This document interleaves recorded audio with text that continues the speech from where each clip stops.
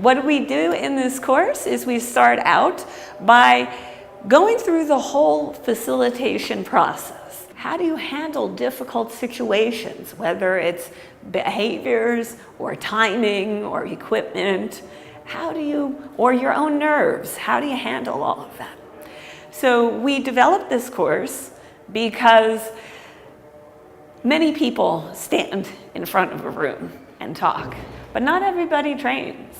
And we hear a lot of complaints that, we say the same thing and the people don't care and they don't listen, and it can't be done. And we're here to show you there's a way to do it where you trust your learners, you involve your learners, and as a result, the learners learn.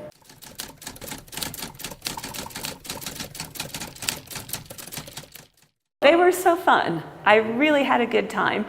For me, it's interesting to watch a class progress from the first day, when nobody knows each other and they're nervous and they're stiff, to the last day when they're hugging each other and joking with each other.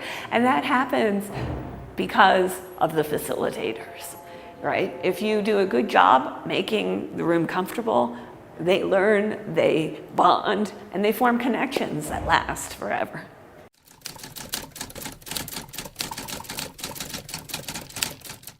How do you link what you're talking about as a trainer to the consumer? How can they use it?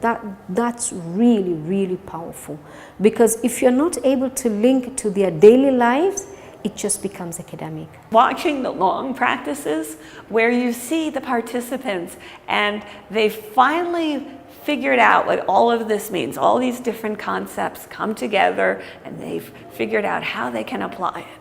And I love the difference between the first practice and the second practice. The first ones are okay, but the second are just so much higher, so much better, and that's exciting.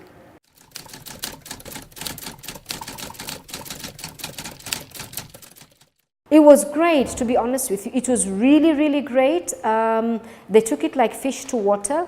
There wasn't resistance per se, and that's because a lot of the participants were open-minded. Even though they were open-minded to take the new facilitation, it was quite good.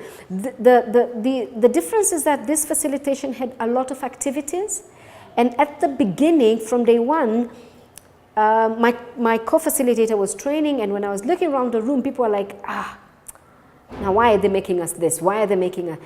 But by the afternoon, all that had gone. It's a matter of having respect for your audience. Many times trainers think they're up here and their audience is down here. And for me, I just look at, we're all people. We all have experiences, and we all have the same fears and the same appreciation. And so if you can relate to people one-on-one, just make it less formal, then they tend to connect better.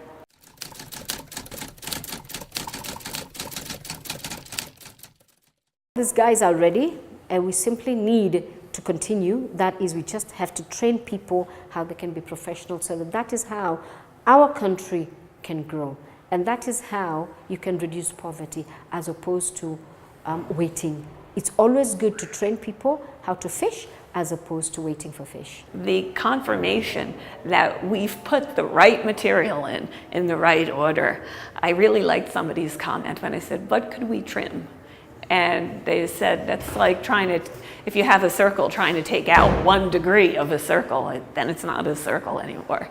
And so that for me was my greatest take home.